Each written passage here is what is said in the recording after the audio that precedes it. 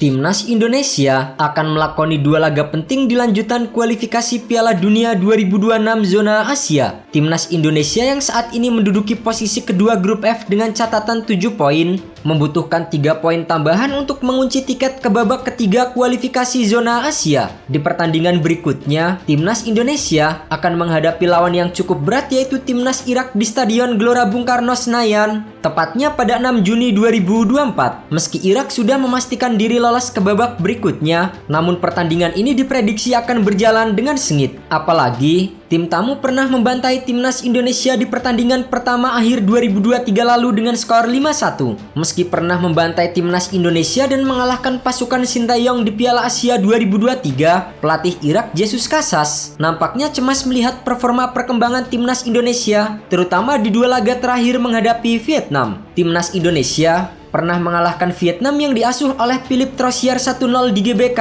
kemudian 3-0 di Stadion Midin Hanoi, Vietnam. Bahkan, imbas 2 kekalahan atas Indonesia, langsung membuat Philippe Troussier yang menjabat sebagai pelatih Vietnam dipecat saat itu juga. Sejak kalah 5-1 melawan Irak, Timnas Indonesia memang terus berbenah dan telah kedatangan beberapa pemain tambahan yang mengerikan. Kini, banyak pengamat yang mengatakan bahwa Timnas Indonesia telah menggeser Thailand dan Vietnam sebagai kekuatan baru di regional ASEAN. Kesempatan Timnas Indonesia untuk lolos ke babak ketiga kualifikasi Piala Dunia zona Asia terbuka lebar. Jika berhasil mengalahkan Irak, Marcelino Ferdinand dan kawan-kawan akan lolos ke babak ketiga. Namun jika kalah, skuad Garuda wajib mengalahkan Filipina di pertandingan terakhir penyisian grup di Stadion Gelora Bung Karno 11 Juni mendatang. Meski di pertemuan pertama Timnas Indonesia mampu bermain imbang 1-1 di Filipina, namun pasukan Sintayong tidak boleh meremehkan kekuatan The Askal. Apalagi dikabarkan mereka siap membawa pemain-pemain keturunan demi menaklukkan Timnas Indonesia di GBK. Namun yang menjadi fokus utama Sintayong saat ini, pelatih asal Korea itu mengincar 2 kemenangan atas Irak dan Filipina.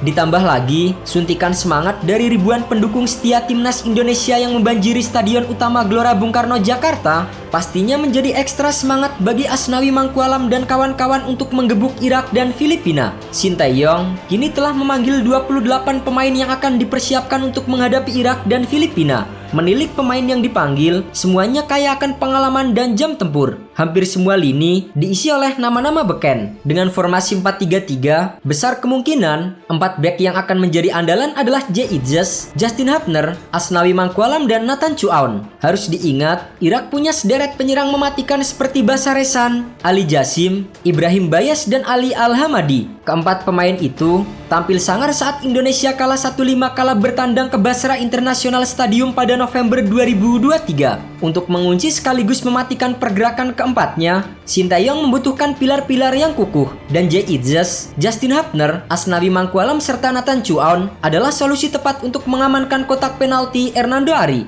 Keempat pemain tersebut merupakan bek modern yang tak hanya tangguh bertahan, tapi juga punya naluri tinggi untuk melakukan gempuran. Terlebih saat Timnas Indonesia melancarkan serangan balik kilat. Di tengah, duet Tom Haye dan Nathan Chuaon akan menjadi andalan skuad Garuda ditemani oleh Ivar Jenner. Sementara trio lini depan akan mengandalkan Marcelino Ferdinand, Ragnar Oratmangun, dan juga Rafael Strijk.